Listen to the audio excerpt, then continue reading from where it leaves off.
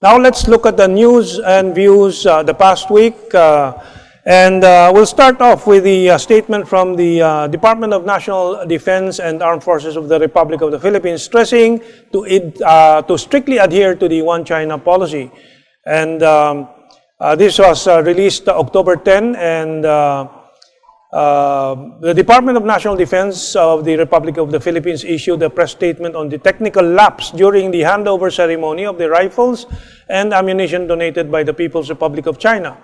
The full text is as follows. The statement of the DND spokesperson on technical lapse during the handover ceremony of rifles and ammunition from the People's Republic of China.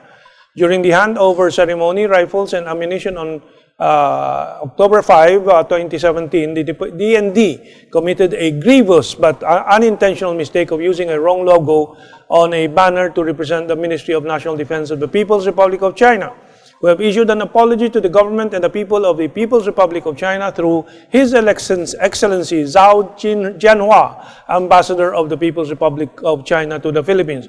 We are fully cognizant and grateful for the support that the government of the People's Republic of China has been providing us, and we reiterate that the DND and the AFP strictly adhere to the One China policy as espoused by the Philippine government.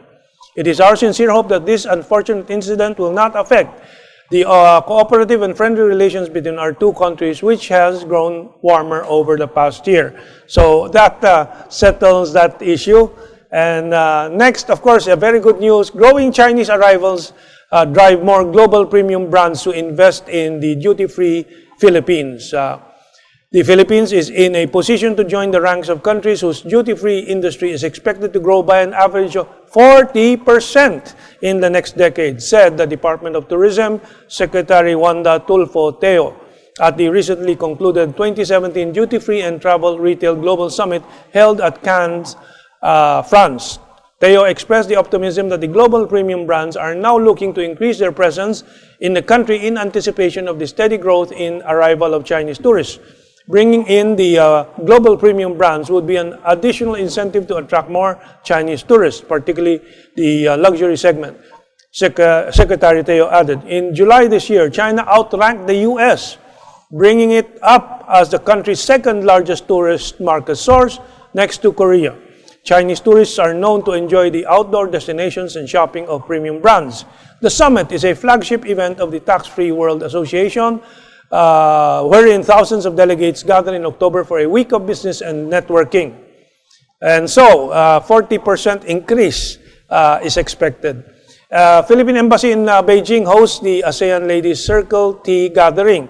We just saw Ambassador Chito Santarmana. He is very busy there in Beijing. Chito Santarmana of the Philippine Embassy hosted the tea gathering of the ASEAN Ladies Circle on September 26 at the Embassy's Centro Rizal. In his welcome remarks, Ambassador Santarmana noted that the ALC gathering is an important opportunity for ASEAN member countries to deepen friendship and strengthen ties. He added that the gathering is the Embassy's contribution to achieving the ASEAN socio-cultural community in which ASEAN aims to be people-oriented and to forge a common identity. The program featured a presentation of the many uses and benefits of virgin coconut oil by Director Tang Jinbing and Mr. Jiang Xinpei, General Manager from Team Asia's Corporation Shanghai office. The embassy also set up the textile exhibit Honed in Tradition, Philippine Weaves, for viewing of the attendees. For refreshments, the embassy served chicken adobo, arroz caldo, pancit, and tuna sandwiches, as well as ginataang bilo-bilo, maha blanca, biko, ube halaya, and fresh fruits for dessert. The embassy also distributed a bag consisting of dried mangoes and 2 bottles of Coco King VCO to each ASEAN lady as souvenirs. So we're also plugging the coconut industry. And this next item is very interesting. China becomes world's largest ice cream producer from China Plus last October 12. China has overtaken the United States as the world's largest ice cream producer, according to statistics published at an industry expo in North China's Tianjin city. In 2016, China's major frozen drink producer yielded more than 3.3 million tons of frozen drinks, ringing up 44 billion yuan in sales. A spokesperson with the Frozen Food Committee of China Association of Bakery and Confectionery Industry said at Ice Cream China, which opened Thursday. China's per capita consumption of ice cream has grown from 1 liter to 20 years ago to 3 liters in 2016. Compared with developed countries, ice cream industry is still young in China and has a lot of room for growth, said Zhu Nianlin, director of the association. This year's Ice Cream China hosted nearly 400 exhibitors with more than 1,500 booths in an area covering 35,000 square meters, 3.5 hectares. I'm reporting this on this ice cream development as it is a promising market for Philippine coconut ice cream, a unique Philippine products. So I would encourage our entrepreneurs to look into that. And finally, a view from one of our distinguished scholars of China-Philippine relations, Aaron Jed Rabena, a fellow of the Philippine Council for Foreign Affairs. And this is a summary of his views, very, very concise summary. Why China's 19th National Party Congress matters to the Philippines. This came out in Business World. And on October 18, Jed writes, the largest ruling political party in the world, the Communist Party of China, will hold its quinquennial National Party Congress in Beijing. Unlike U.S. presidential elections and American politics, not much is heard in the Philippines about the most important political activity in the world's second richest economy. The Philippines cannot be faulted for this as the country shares stronger political affinity with the United States and has long been exposed to American soft power such as Hollywood, CNN, and Harvard. China's Party Congress is important to the Philippines in two ways.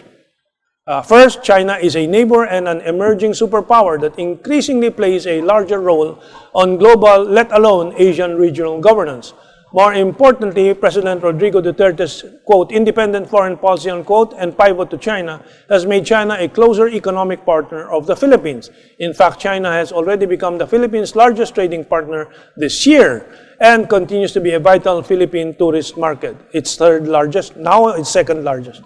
And then secondly, the Party Congress is crucial on how China's foreign policy may be affected by possible shifts in China's domestic and strategic priorities.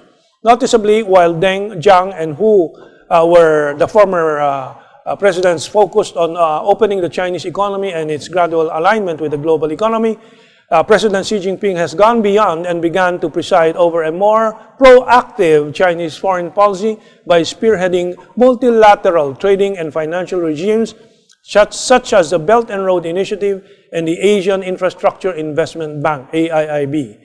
Of course, I mentioned Aaron Jed Rabeda is a fellow at the Philippine Council of Foreign Relations and the Claudio Tihanqui Center for the Rule of Law. He studied in China for several years and graduated there. So we move on to our Philippine-China focus with our two guests, Mr. Diego Cagastian and Mr. Charlie Manalo. Stand by for that.